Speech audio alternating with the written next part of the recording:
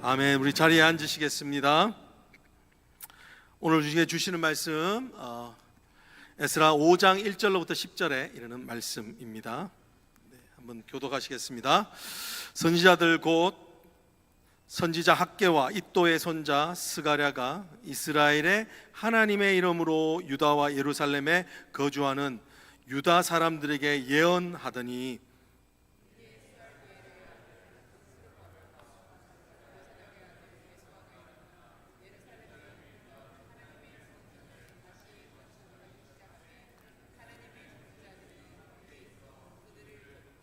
그때 유브라데 강 건너편 총독 다뜨네와 스달보스네와 그들의 동관들이 다 나와 그들에게 이르되 누가 너에게 명령하여 이 성전을 건축하고 이 성곽을 마치게 하였느냐 하기로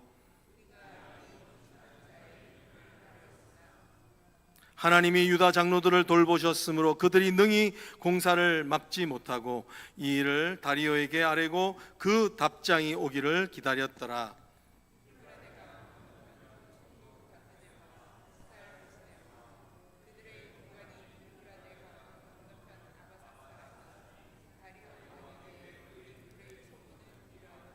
그글에 일렀으되 다리오 왕은 평안하옵소서.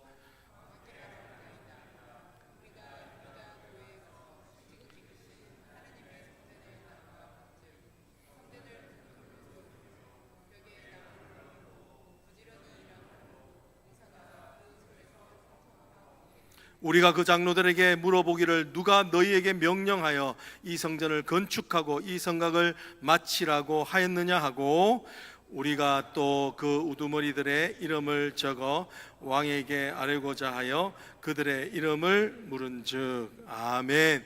아멘. 하나님께서 오늘 우리와 함께 하신 줄 믿습니다. 아멘. 여러분, 에스라서는 회복에 대한 말씀입니다. 회복에 대한 말씀을 어떻게 진행하고 있냐면 영적인 돌파를 일어나게 하시는 말씀입니다. 할렐루야. 여러분, 오늘 하나님께서 우리에게 우리의 삶 가운데 영적인 돌파가 일어나는 스피리추얼 브레이크트루가 일어나기를 주님으로 축복합니다. 어디에 일어나는가? 우리가 멈춰 있는 곳에서 일어나야 된다는 것입니다. 거기에는 하나님의 돌보심을 느낄 수 있는 자리입니다. 오늘 그것이 바로 오늘 이 본문에서 주고 있는 것이죠. 제가 웨체스터에서 목회 사역을 했었을 때에 한 가정의 자녀가 참 어려웠었어요. 왜냐하면 이민을 오자마자 그 자녀가 심한 레이시즘, 인종차별을 겪어가지고 이 아이가 아주 깊은 우울증에 빠져버린 거예요. 그래서 이 아이가 10년 동안을 거의 방에만 gat혀 있었어요. 방에만 나오질 않고. 그래서 이 부모들의 늘 기도 제목이 뭐냐면 우리 아이 방 밖으로만 나오게 해주십시오. 여러분, 그 부모님 마음에 이해되시겠죠? 방 밖으로만 나오게 해주십시오 라고 하는 기도 제목이었어요. 여러분, 이 자녀가 바뀔 수 있을까요? 여러분, 우리 모두에게는 이런 기도 제목이 있습니다. 과연 그게 바뀔까? 과연 그 환경이 바뀔까? 과연 그 사람이 바뀔까? 과연 내가 바뀔까? 라고 하는 그런 목마름들이 우리 모두에게 다 있는 것입니다. 근데 오늘 본문은요, 무엇을 이야기하냐면 16년 동안이나 무력감으로 말미암아 성전을 짓는 것이 멈추었는데 그 성전이 재개되었다는 것입니다. 할렐루야. 오늘 주님께서 하시는 말씀이 뭐냐? 그것이 가능하다라고 이렇게 말씀하시는 것입니다. 여러분, 오늘 이 본문에서요 말씀하고자 하는 것이 무엇이냐면 분명한 것은 5절입니다. 그것은 5절 말씀에 뭐라고 하고 있죠? 이렇게 이야기했죠. 하나님이 유다 장로들을 뭐 하셨으므로? 돌보셨으므로. 할렐루야. 여러분, 하나님의 도우심이 있습니다. 그렇죠? 여러분, 오늘 이 본문에서 말하는 핵심적인 건 이거예요. 뭐냐면 우리의 회복은 우리의 능력으로 안 된다는 것입니다. 우리의 회복은 어디서 일어난다? 하나님이 돌보셔야 된다는 것입니다. 여러분, 이것이 중요하다. 어디에서부터 회복의 근원이 시작되는가라는 거예요. 근데 여러분, 제가 이 말씀을 제가 개인적으로 묵상하면서 이 말씀이 이렇게 들리더라고요. 언제 회복이 되는가? 우리가 하나님이 우리를 돌보고 있다는 것을 지각하게 될 때, 자각하게 될 때 회복이 시작이 된다는 것입니다. 여러분, 하나님께서 우리를 늘 돌보시죠. 믿으시나요? 하나님 우리를 늘 보세요. 근데 문제는 뭐냐면 하나님이 우리를 돌보고 있다는 것을 느끼지를 못한다는 거예요. 여러분, 우리가요, 제가 아까 말씀드린 그 청년 방에서 나왔을까요, 안 나왔을까요? 제 눈으로 봤어요. 나왔어요. 예. 10년 만에요 나오는데요, 손 뒤집듯이 나오더라고요. 어느 날 하루 갑자기 나왔어요. 여러분, 하나님이 돌보심이 느껴지는 그 순간들이 있는 거예요. 그 청년이 정말 부모들이 기도하지만 이게 될까 하는데 나오더라고요. 제가 그걸 보면서 느끼는 건 뭐냐면 역시 기도가 이기더라고요. 예. 특별히 엄마 기도가, 어머니의 기도가 이기더라고요. 그리고 그 목사님이 그 자녀를 위해서, 제가 부목사 때인데 정기적으로 가서 그 자녀에게 말씀을 선포했던 게 쌓이더라고요. 쌓이게 되니까 이게 어느 순간인가 변화되는 거예요. 여러분, 하나님께서 우리를 회복하시면 손 뒤집듯이 변화되는 역사가 있을 줄 믿습니다. 이게 하나님의 아주 드라마틱한 우리를 살리는 방법이라는 거예요. 여러분, 근데 오늘 하나님께서 어떻게 돌보시는 게 실제적으로 느껴지는가, 하나님이 돌보시면 어떻게 느낄 수 있는가, 오늘 여기 보면 2절에 하나님이 돌보시는 그 장면, 현장을 보여줘요. 어떻게 하면 돌보셨는가. 2절 한번 보십시오. 여기 이렇게 되어져 있죠. 이에 스알디엘의 아들 스룹바벨과 요사닥의 아들 예슈아가 일어나 예루살렘에 있던 하나님의 성전을 다시 건축하기 시작하며, 여러분, 다시 시작된 역사가 있기를 원합니다. 근데 하나님의 도우심을 어떻게 느끼겠는가? 그 다음에 하나님의 선지자들이 함께 있어 그들을 돕더라요. 예. 하나님의 도우심이 어디서 느껴졌느냐? 하나님의 선지자들이 함께해서 그 가운데서 우리의 도우심을 보게 했다는 거예요. 여러분, 선지자들이 뭐 했을까요? 공사했을까요? 예, 했을 수도 있죠, 그죠? 근데 하나님의 말씀을 주신 거예요. 말씀을. 여러분, 하나님의 말씀을 부어주시니까 그 가운데 하나님의 말씀이 부어지면요, 우리의 영이 움직입니다. 영이.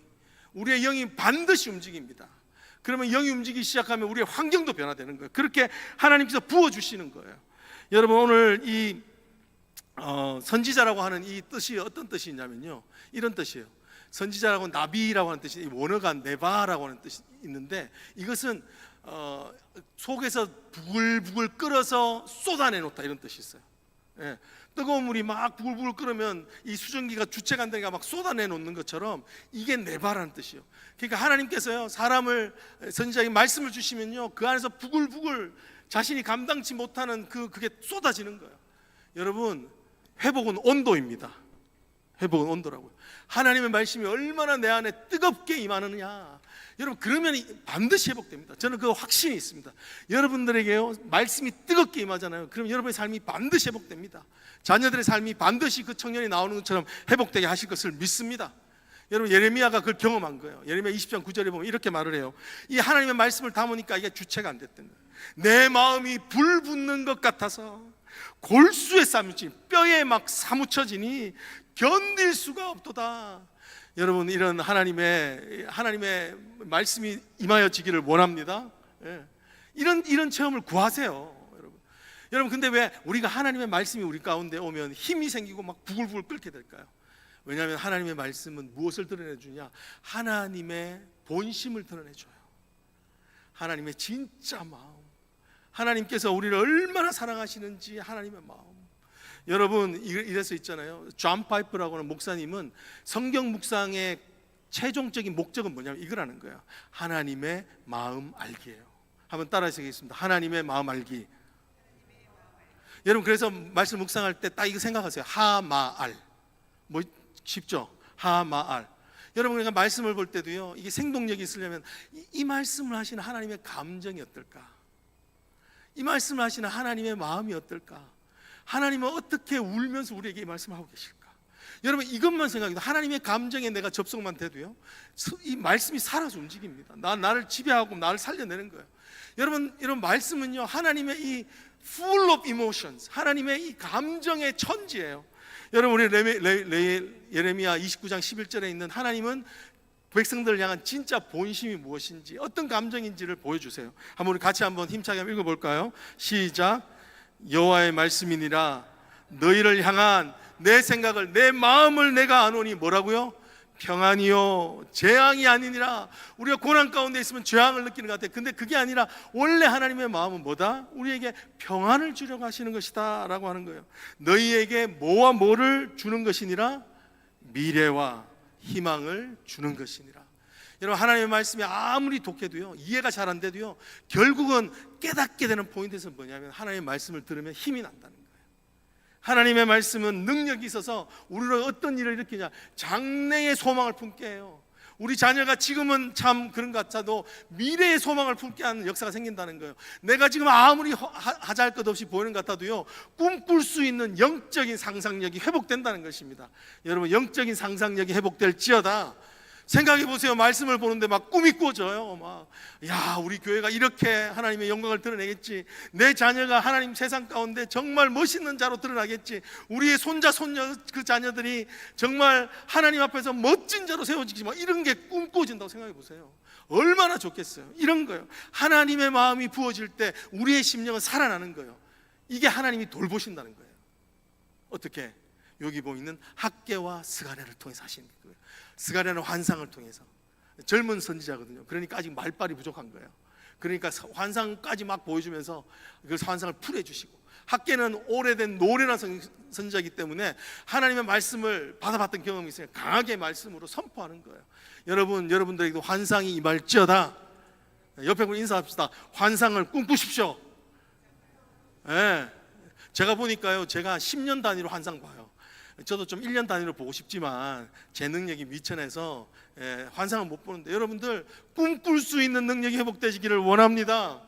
꿈꾸면 꿈꿈대로 돼요. 대부분 여러분들이 자녀를 위해서 꿈꾸면요, 꿈꾼 대로 된다니까요.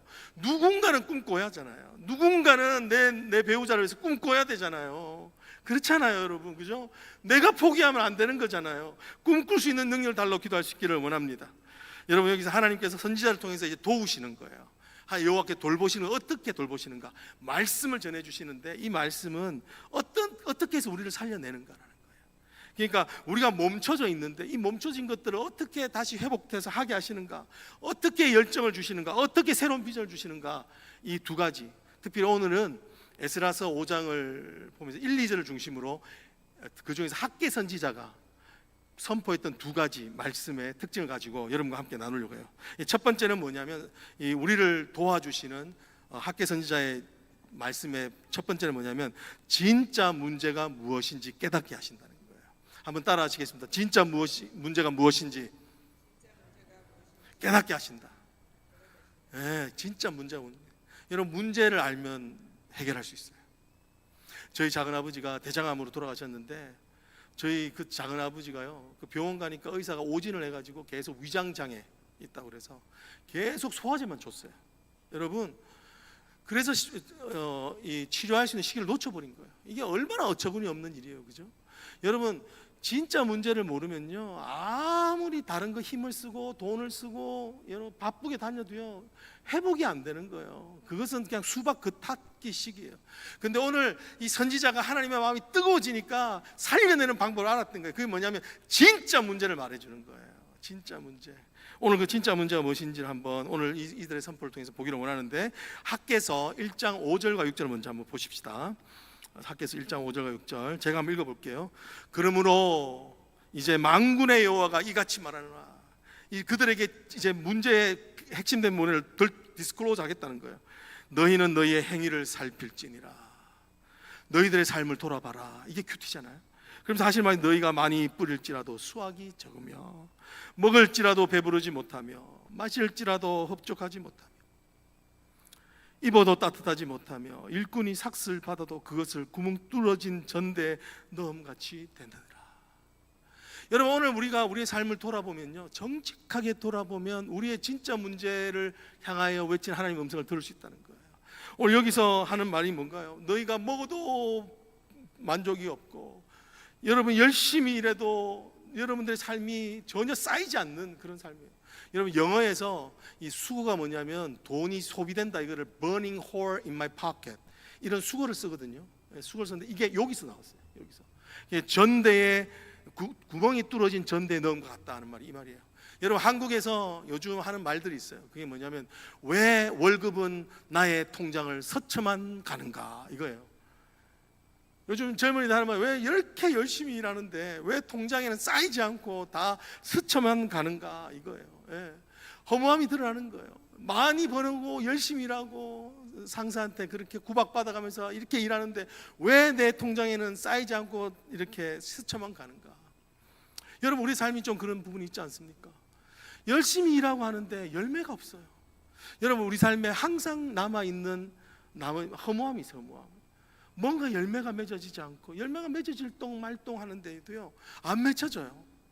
그냥 내가 수고한 만큼 이게 보람이 없어요. 사역을 하는데도 정말 기쁨으로 해야 되는데 끝에 가보면 열매가 없는 거예요. 왜 그런가? 그런 허무함이 왜 있는가? 그 허무함의 근본적인 문제가 치료돼야 된다. 이게 오늘 4절에 있는 말씀이에요. 4절 한번 띄워주시면 한번 이 말씀, 중요한 말씀인데 한번 같이 한번 읽어볼까요? 학개서 1장 4절. 네, 제가 한번 읽어보도록 하겠습니다. 이 성전이 황폐하였거늘 너희가 이때에 완벽한 집에 거주하는 것이 옳으냐. 여러분, 오늘 성전 건축이 멈춘 이유가 뭐냐면 우선순위가 망가졌다는 거예요. 우선순위가 엉망이 되어졌다라는 것입니다. 여러분, 성경이 말하는 오늘 우리의 삶이 왜 이렇게 허무한 삶이 되는가? 하나님 복을 주시면 쌓을 곳이 없도록 주신다고 그러는데, 반대로 열심히 일한 것에 쌓을 곳이 없는, 만족이 되지 않는 삶은 바로 하나님 중심적인 삶을 살지 않을 때라는 거예요. 그러니까 그냥 성전이 멈춰진 게 아닙니다. 오늘 우리의 삶에서 우리의 삶이 멈춰져 있는 것은 그냥 멈춰지는 게 아니라 성경적인 해석은 너희의 삶이 하나님을 중심으로 한 삶이 아니기 때문에, 먼저는 예배 중심이에요. 예배. 하나님이 정해놓은 공예배와 말씀과 삶으로 드리는 예배, 하나님 중심적인 삶을 드리지 않는 데서 바로 우리의 삶은 아무리 벌어도 소진되어지는 삶, wasting away, 이런 삶이 된다는 거예요. 여러분, 이런 말씀을 드리면 여러분의 삶 가운데도 하나가 기억이 나실 거예요. 어디에서 소진되어지는지. 거기가 바로 하나님이 말씀하고 싶은 부분이에요. 거기에다가 하나님 중심적인 삶을 먼저 세우라는 거죠. 여러분, 오늘 우리 한국에 있는 유행어 중에 하나가 뭐냐면 금융치료라는 게 금융치료. 예, 한마디로 말하면 자기한테 힘든 삶을 살고 있는 자기한테 돈으로 보상하겠다는 거예요. 돈으로. 예, 돈이 최고다. The therapy of money. 돈으로 자신의 삶을, 자신의 상한 이런 감정, 이런 거에 대한 보상을 주겠다, 이런 뜻이에요. 그러니까 얼마나 한국 사회가 힘든지를 볼 수는 있죠. 그런데 그러다 보니까 어떤 일이 생기냐면요, 이 사회에 직접적인 비용보다 부가적으로 추가되는 부대 비용이 자꾸 올라간다는 거예요. 그러니까 사회에서 쓰여지는 뭐 기관 산업을 살리고 하는 이런 비용들, 산업에 쓰는 비용, 이거보다도 훨씬 좀 세컨더리한 부가 비용이 올라간다는 거예요. 대표적인 예가 이런 거라는 거예요. 스트레스를 풀기 위해서 사람들이 레저와 또 많은 여행을 다니는 비용이 급속도로 오르고 있다는 거예요. 여러분, 한국 사람들 요즘 뭐 거의 명절 이럴 때 다 여행 가죠. 불안을 위해서 최근에 이 추가적인 비용이 어떤 거냐면 쇼핑 비용이 늘고 있다는 거예요. 그러니까 한국은 얼마나 쇼핑하기가 좋아요. 그러니까 여러분들도 그런 때가 있지 않습니까? 너무 마음이 허전하면 아마존 가서 뭐라도 사고 싶어서, 그죠? 뭐라도 세일하는 거 하나 사려고 하는 마음이죠. 그건요, 뭔가 이렇게 자꾸 내 마음이 채워지지 않으니까 다른 걸로 채우려고 하는 거예요. 뭔가 채우기 위해서 극단적으로 먹방을 봐요. 먹방을, 그죠? 예, 뭔가 이렇게 시간을 들여서요, 쓸데없는 그 많이 먹는 게 뭐가 좋은데 그걸 본다는 거예요. 이런 부가적인 불필요한 비용이 자꾸 놀러간다는 거예요. 왜 그렇습니까? 근본적으로 내 마음에 있는 평안이 해결되지 않기 때문에 그래요. 근본적으로 내 마음에 있는 만족이 없기 때문에 그런 거예요. 인간은요, 분명히 뭐냐면 만족이 안 되면 결코 만족이 안 되면 다른 데서 꼭 만족을 찾아요. 뭐라도 찾아요. 뭐라도 나를 만족시킬 수 있는 걸, 드라마를 본다든지, 그죠? 어떤 이들은 뭐 여행을 간다든지 이런 걸로 자꾸 만족을 찾아요. 그러니까 이런 비용들이 많아지면 어떻게 되죠? 쌓일 수가 없는 거예요. 정신치료 비용 가는데 어떻게 쌓이겠어요? 예. 여러분, 근데 영적으로도 건강하지 않으면 이런 소진되는 현상이 있다는 겁니다. 예. 오늘 말씀이 그거예요. 오늘 너희의 문제가 뭐냐면 하나님 중심적으로 살지 않으면 너희가 다른 곳에 돈을 많이 쓸 거예요. 여러분, 어떤 목사님이 그러시더라고요. 모든 기독교인들은 다 11조를 한다. 11조를 하는 사람이 있고 안 하는 사람이 있는데 다 한다는 거예요. 어떤 성도들은 하나님께 하고, 어떤 성도들은 병원 의사한테 하고, 어떤 성도들은 IRS한테 하고, 어떤 성도들은 정부한테 범칙금을 주로 들여서 텍스를 더 낸다는 거예요. 여러분 믿으십니까? 안 믿잖아요. 봐요. 여러분 우리 삶에요, 하나님이 분명히 원하시는 삶의 분량이 있어요. 근데 우리가 하나님 중심적으로 살지 않으면 결국은 소진돼요. 여러분 오늘 이 말씀이 하는 것이 뭔가요? 우리가 하나님 중심적으로 살지 않을 때 우리 삶에서는 선순환이 끊기는 거예요. 그러면 멈춰요. 바로 거기가 회개할 때입니다. 바로 그곳이 하나님 앞에 엎드려야 될 때.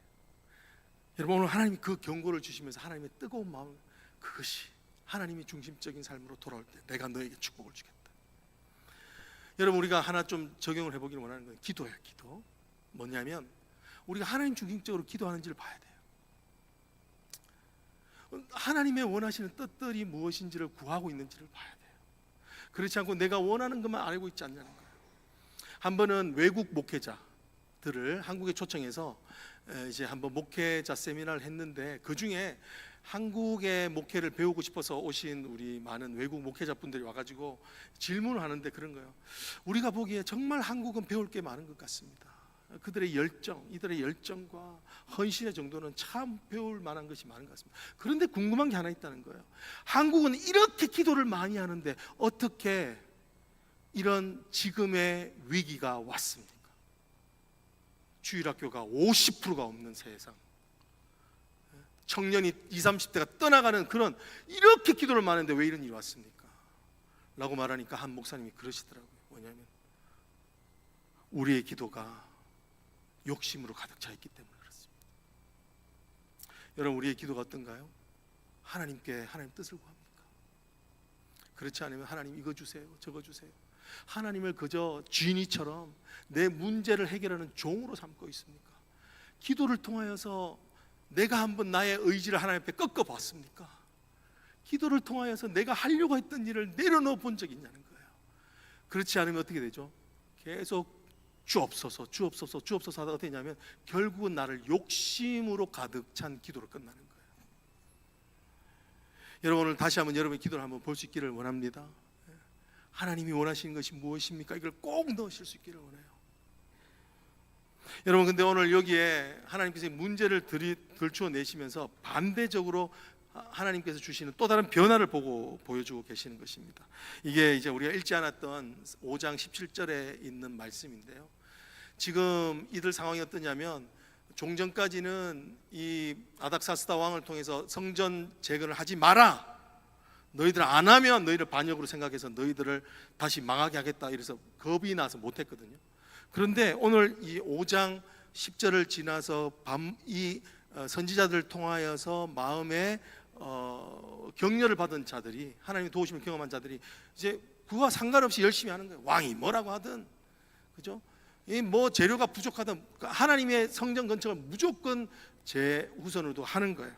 그러니까 그렇게 되니까 어떤 일들이 일어나기 시작하냐면, 여러분들 오늘 7절 한번 띄워주시겠습니까? 6장 7절인데요 오늘 5장이 아니라 6장 7절에 6장 7절에 보면은 그들이 이런 일들이 일어나요. 하나님의 성전 공사를 막지 말고, 지금 이야기를 누가 하냐면 아닥사스다 왕, 성전 공사를 막아주십시오 하고 닥드네가 고소장을 올렸는데 그것에 대해서 완전 판을 뒤집어서 선포하는 거예요. 너희들은 성전 공사를 막지 말고 유다 총독들이 하나님의 이 성전을 제자들이 건축하게 하라라는 거예요. 할렐루야. 이 말은 뭐냐면요, 장애물이 오히려 형통의 통로가 되었다는 거예요. 하나님 이들을 막아주십시오 했는데 하나님은요, 너희가 이제 하나님을 중심으로 살기를 원하니 결정하니 기다렸다는 듯이, 여러분 하나님께서 그것을 오히려 그 편지를 통해서 성전이 건축되도록 촉구하는 명령이 내려가게 되었다는 겁니다. 여러분 8절에 보면요, 그뿐만 아니라 더 추가적으로 뭐냐면 8절 마지막에 이렇게 해요. 세금 중에서 그 경비를 이 사람들에게 뭐라고 하냐면 끊임없이 주어. 한번 따라하겠습니다. 끊임없이 주어. 그들로 멈추지 않게 하라. 여러분, 하나님께서 하나님의 중심을 두는 자에게는 끊임없이 주십니다. 우리가 멈춰져 있는 그곳에서요, 하나님 모든 것을 할 수 있도록 끊임없이 준다는 것입니다. 여러분, 이런 역전을 경험할 수 있기를 원합니다. 얼마나 좋겠어요, 그죠? 그 역전은 누구에게 주어진다고요? 하나님의 중심으로 둔 자. 여러분, 적용할 때 이렇게 하세요. 오늘 이제 내가 기도할 때 하나님 뜻이 무엇입니까? 꼭 물으세요. 그리고 이제 한 번 더 우리의 삶을 살아갈 때에 일주일에 한 번만 더 하나님이 기뻐하시는 일이 무엇이라고 묻고 그걸 한번 해보세요. 여러분, 바로 그 자리가 하나님이 멈춰있던 우리의 삶을 다시 움직이는 터닝 포인트가 된다는 것입니다. 여러분, 하실 수 있겠죠? 아멘. 기도와 적용 한 가지씩 꼭 해볼 수 있기를 원합니다. 두 번째, 이 선지자를 통해서 무슨 말씀을 해주시냐? 이것은요, 가장 중요한 것이 무엇인지를 알게 하신다는 거예요. 한번 따라 보실까요? 가장 중요한 것이 무엇인지를 알게 하신다는 거예요. 첫 번째는 가장 우리의 근본적인 문제가 무엇인지 알게 하시고, 그리고 가장 중요한 것이 무엇인지를 알게 하신다는 거예요. 여러분, 우리의 인생이 중요한 것들을 먼저 하지 않으면 인생은요, 항상 모자릅니다. 항상 효과적이 없어요. 제가 첫 회사가 한국에서 이랜드를 들어갔었는데, 이랜드를 들어가서 온더잡 트레이닝 OJT를 했었거든요. 근데 그때 훈련받은 게 있어요. 그게 뭐냐면 투두 리스트를 적는 거예요. 그래서 하루에 해야 될 일을 10가지를 이렇게 적는다고 치면 거기에다가 꼭 적고는 그 다음에 번호를 매겨요. 이게 제일 중요하다 1번, 이게 덜 중요하다 2번, 그럼 10번 뭐 이렇게까지 하는 거예요. 이게 아무것도 아닌 것 같은데요, 이게 엄청난 효율을 줘요. 이게 처음에는 잘 안 돼요.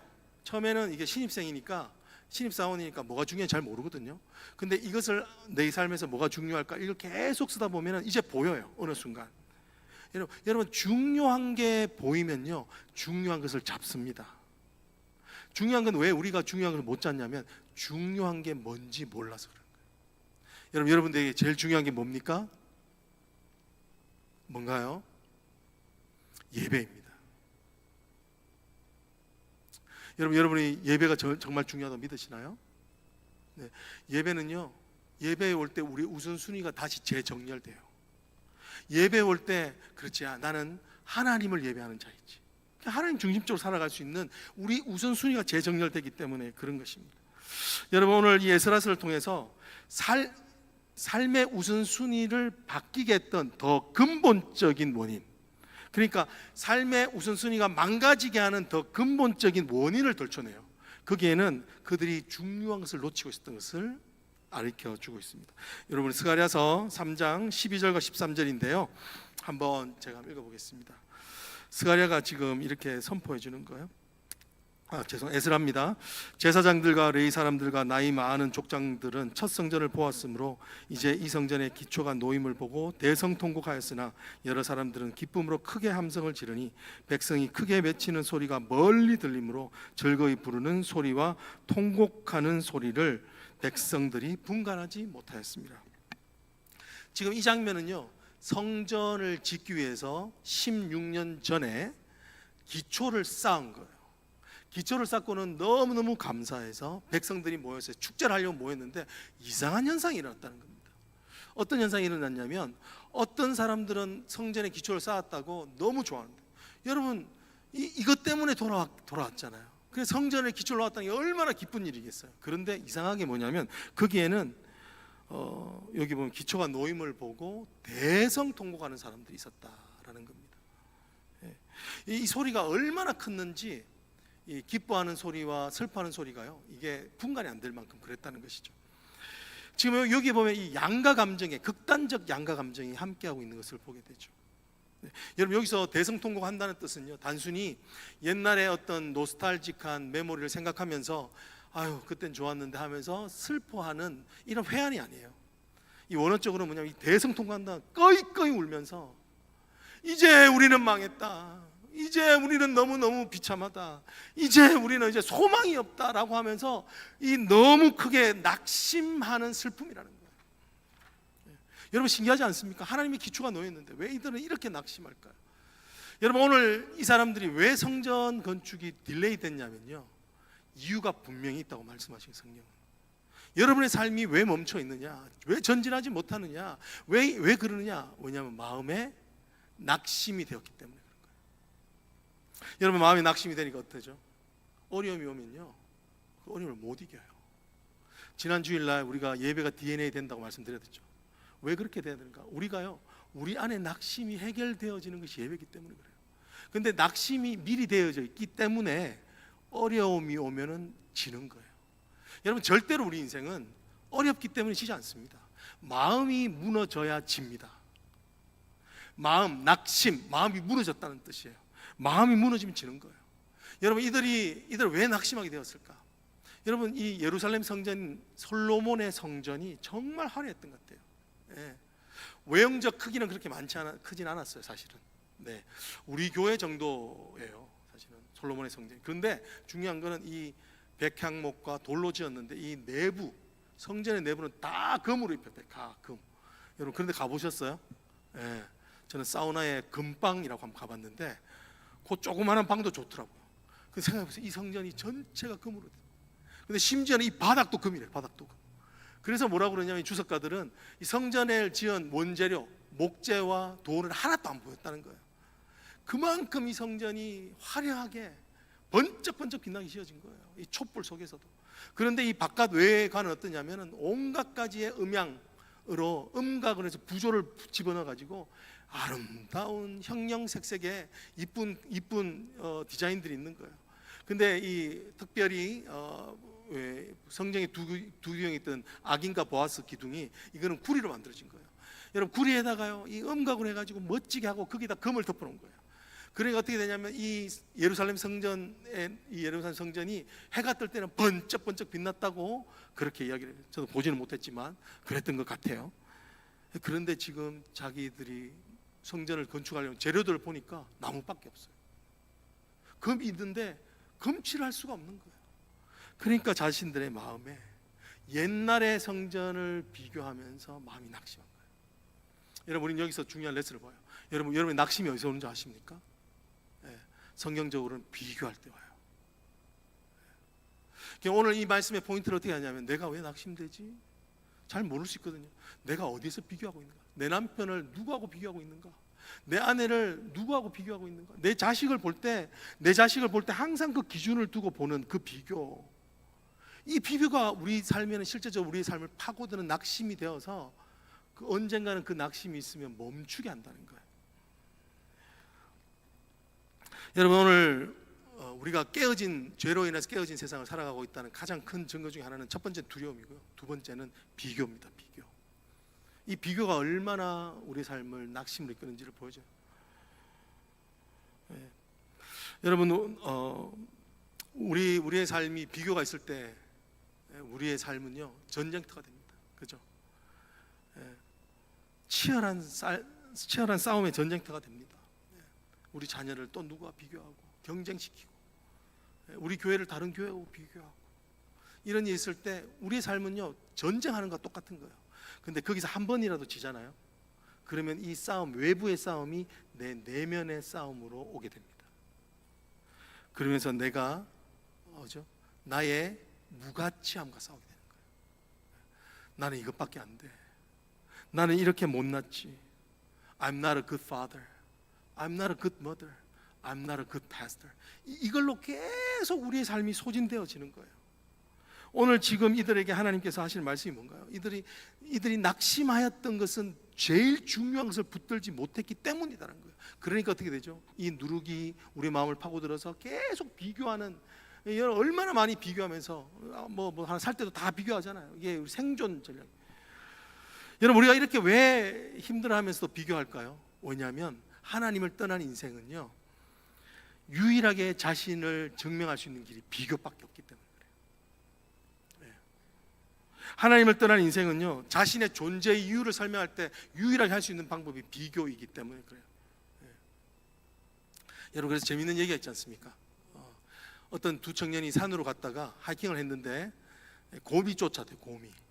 곰이 자기를 잡으려고 그러니까 이제 청년이 갑자기 무릎을 꿇고 신발끈을 다시 이렇게 꽉 졸라 매더라는 거예요. 그러니까 옆에 있던 청년이 하는 말이 뭐냐면, 야, 곰이 우리보다 더 빨라. 필요 없어. 그러니까 그 신발끈을 매던 청년이 친구를 보면서 하는 말이 나는 너만 이기면 돼. 그랬다는 거예요. 안 웃기나요? 이 비교예요. 여러분, 우리는 끊임없이 이런 쫓겨다니는 삶, 이 비교 가운데 있다는 거예요. 여러분, 오늘 이들은 예루살렘의 솔로몬의 옛날 성전과 비교함으로 낙심되었던 거예요. 근데 오늘 이것이 가르치고 있는 정말 중요한 것을 놓치고 있는 것을 이때의 선지자 학계를 통해서 다시 한번 말씀해 주십니다. 낙심을 이기는 힘이 뭔가? 여러분, 한번 학계에서 2장 9절 한번 읽어보십시다. 한번 우리 힘차게 읽어볼까? 시작. 이 성전의 나중 영광이 이전 영광보다 크리라. 여러분, 여러분의 삶이 초라해 보이는 것 같아도요, 여러분의 삶이 지금보다도 더 나중 영광이 클 줄 믿습니다. 여러분, 지금 이들이 보고 있는 건 말이 안 돼요. 성전 텃밖에 없고 공사 재료는 허잡하고 자기들이 할 수 있는 인력도 제한되어 있고 지금 외부에서는 이걸 못하도록 압력을 가하고 있는데 하나님 뭐라고 말씀하시냐면 뻔하게 지을 성전이 너무너무 허잡한데도 뭐라고 하냐면 너희가 지금 짓게 되는 그 성전의 영광이 이전 솔로몬의 영광보다 훨씬 클 거다라고 이렇게 말하는 것입니다. 여러분, 지금 하나님께서 왜 그렇게 이야기를 하시죠? 여러분, 이 말씀이 동일하게 여러분과 저의 삶에 선포하고 있는 줄 믿습니다.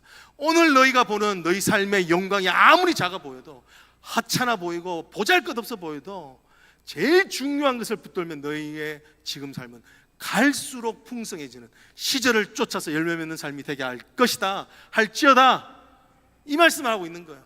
제일 중요한 것이 뭔가? 오늘 학개서 2장 4절에 그 말씀을 하는 거예요. 성전의 핵심이 뭔가? 이것을 말씀해 줘요. 4절 한번 읽어보겠습니다. 그러나 여호와가 이르노라 스룹바벨아 스스로 굳세게 할지어다.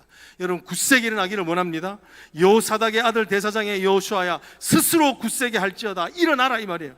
여호와의 말이니라 이 땅의 모든 백성아 스스로 굳세게 하여 일할지어다. 왜냐하면 너희가 짓는 성전에는 뭐가 있다? 내가 너희와 함께 하노라. 할렐루야. 여러분, 지금 성전의 핵심이 뭐라고 가르치고 계십니까? 성전의 핵심은요, 금이 아니라는 거예요. 금칠되어 있는 게 성전의 핵심이 아니라는 거예요. 우리 삶의 핵심은 능력 있는 게 핵심이 아니라는 거예요. 잘 나가는 커리어가 있는 게 핵심이 아니라는 거예요. 우리의 자녀가요, 세상적으로 정말 삐깔나게 잘 나가는 게 핵심이 아니라는 거예요. 진짜 핵심이 뭐냐면 하나님이 너희와 함께하는 것이 진짜 성전이고 그것이 우리에게 가장 중요한 것이다. 그것만 있으면 산다.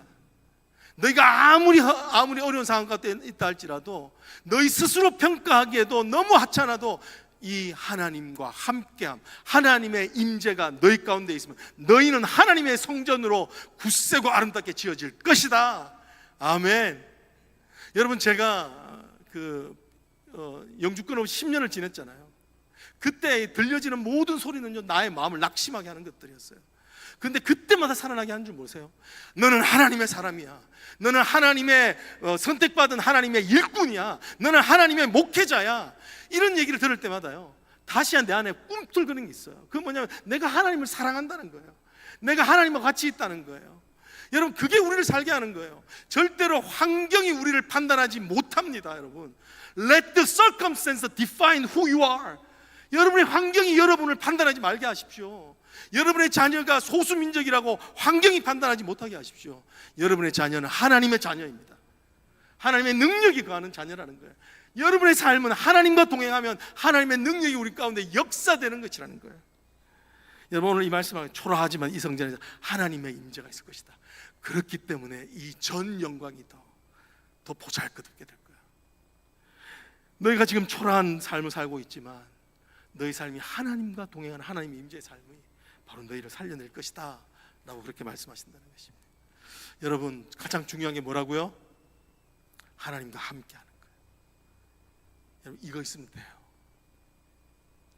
우리 인생 이거 있으면 돼요. 여러분, 이민 오셔서 마음대로 안 되셨죠? 제일 중요한 거 하나님 지금 알려주시는 거예요. 하나님과 동행하면 돼요. 하나님의 임재를 늘 사모하면 돼요. 그거면 돼요. 여러분, 그렇게 하나님 우리의 인생을 끝까지 이전 영광보다 더 큰 영광을 보리라, 그렇게 말씀해 주신 줄 믿습니다. 우리 기도하겠습니다. 사랑의 하나님, 우리가 붙들고 있던 것들 때문에 마음이 많이 상했습니다. 하나님, 우리는 돈도 없는 것 같고 능력도 부족한 것 같고 이 땅 가운데서 지식도 부족한 것 같고 뭔가 좀 빛깔나게 살고 싶은데 그게 잘 안 돼서 늘 우리의 마음이 상합니다.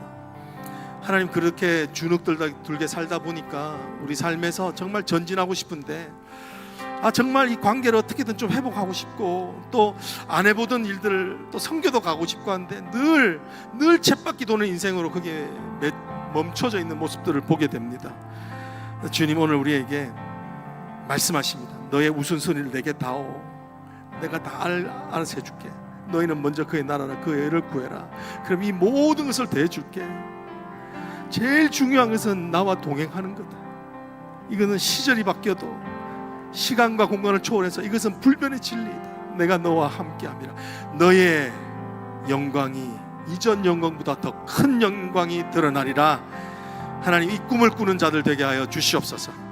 하나님, 다시 한 번 더 하나님 중심적인 삶, 하나님이 기뻐하시는 일을 할 수 있는 그릇들이 되기를 원합니다. 그래서 하나님, 세상 가운데 저 사람을 보면 하나님이 보여. 저 인생을 보면 정말 하나님의 살아계신 것 같아. 하나님, 그런 감탄을 자아내는 하나님 아버지, 정말 감동을 주는 인생 되게 하여 주시옵소서. 하나님의 신실하심을 의지합니다. 예수님 이름으로 기도합니다. 아멘. 우리 다 같이 자리에 나서 우리 주님의 신실하심을 한 번 더 기억하고자 우리 주님의 신선하심을 찬양하시길 원합니다.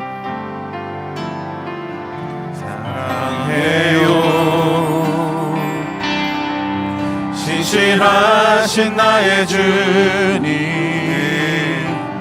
나의 삶 주님 안에 있네. 눈을 뜨는 아침부터 나 잠들기까지 우선하신 주를 노래하리. 다시 한번 고백할까요? 사랑해요. 사랑해요. 우리 주님 사랑한다고 고백하십시다. 신실하신 나의 주님,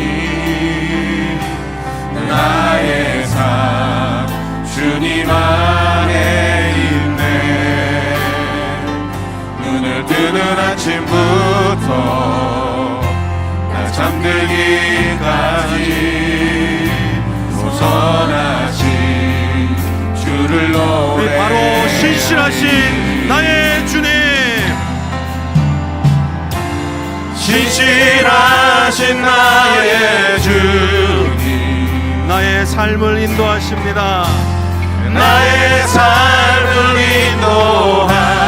인도하셨네. 나의 모든 호흡 다해 우선하신 주를 노래하리. 다시 한번 고백할까요? 주님 사랑합니다. 사랑해요. 사랑해요. 나를 인도하신 주님, 고난 중에도 나와 함께 하셨네. 내 아버지가 되시며 내 아버지 되시며 친구가 되신다고 하십니다. 친구 되신 주, 나의 삶 주님 안에 있네. 여러분 믿으시나요? 아멘. 신실하신 나의 주님, 나의 삶을 인도하셨네.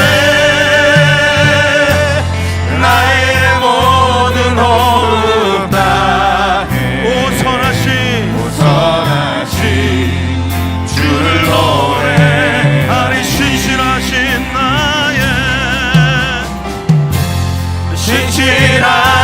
나의 주님, 나의 삶을 인도하셨네. 나의 모든 호흡 다해 우선하신 주를 노래하리. 우선하신 주를 노래하리. 우선하신 주를 노래하리. 찬성도 여러분, 주님 여러분들을 사랑하십니다. 여러분, 주님의 신실하심은 우리의 어떤 죄보다 큽니다. 제가 어릴 때 우리 둘째가요, 제가 집에 들어오면 아빠 하고 제 품에 폭 안기는 게 너무 좋았어요. 크니까 안 오더라고. 나한테 세게 부딪히면서 아빠한테 폭 안기는데 무슨 이렇게 무서운 일이 있을 때 자다가 깨어서 아빠 하고 폭 안기는 게 너무너무 좋았어요. 여러분, 하나님이 그거 원하시는 것 같아요. 내 짐을 내가 지고 사는 인생이 아니라 다 맡겨라. 주님의 중심으로 살면 내가 너 안아줄게. 내 너 눈물 닦여줄게. 난 너희가 내 품 안에 오는 거 너무너무 좋아. 너희가 너무 무력해서 하나님 저 할 수 없어요. 주님 정말 너무 좌절스러워요 말하면서도 하나님 품에 안기는 거. 하나님은 그런 하나님이세요. 여러분, 우리 한번 같이 한번 기도할 때 정말 하나님, 이제 하나님을 중심으로 살기를 원합니다.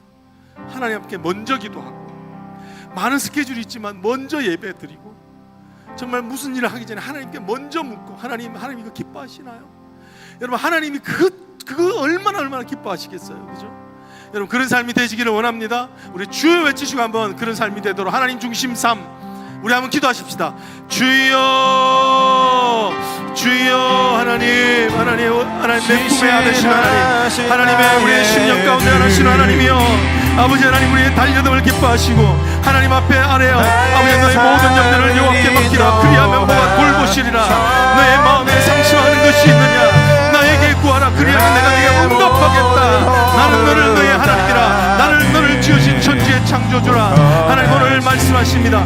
여수르나 너는 행복자로다. 여수르나 너는 행복자로다. 여수르나 너는 행복자로다. 하나님 오늘 우리에게 그렇게 말씀하시오. 하나님 앞에 달려가게 하옵소서. 무슨 문제든지 하나님 달려가게 하소서.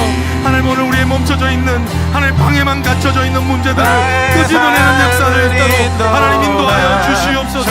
주님을 노래하기를 원합니다. 우리의 삶이 노래가 되어지기를 원합니다. 주님께서 함께 하시는 그 은혜가 하나님 오늘 우리의 삶을 느껴주시는 것을 하나님 앞에 회복되며 그것으로 살아가는 아름다운 노래가 우리 인생으로 맺어지게 하여 주시옵소서. 주님, 신실하신 나의 주님, 나의 삶을 인도하셨네. 나의 모든 호흡 다해 선하신 우리 다같이 힘을 내어서 주님의 선하심이 날 인도하시네. 우리 불지하십시다. 아멘. 주님의 선하심이 날 인도하시네. 주님의 선하심이 날 지켜주시네.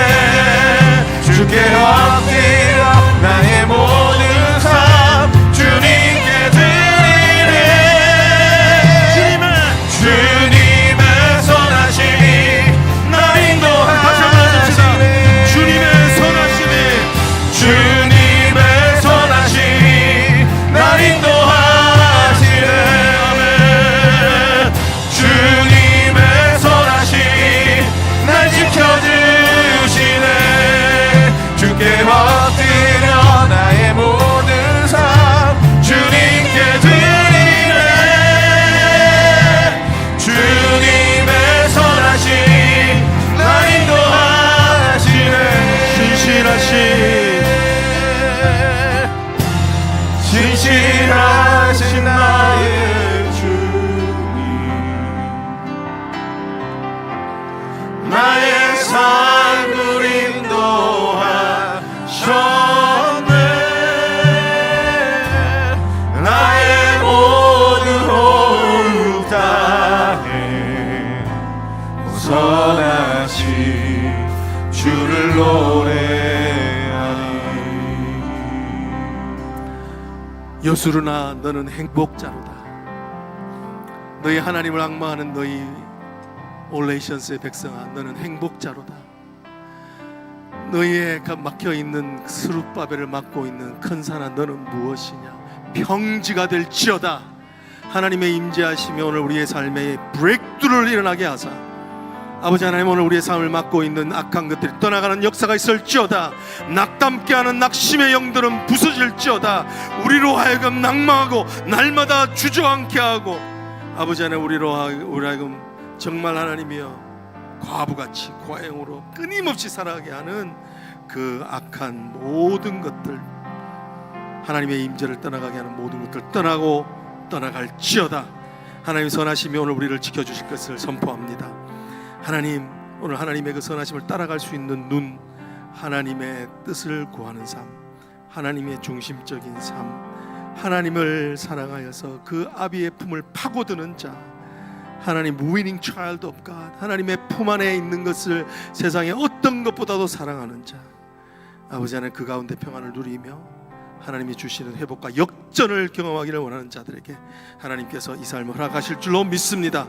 회복되는 역사가 있게 하여 주시옵소서.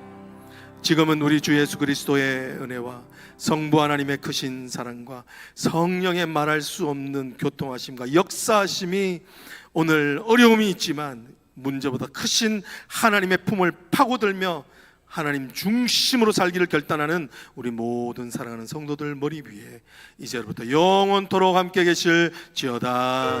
아멘.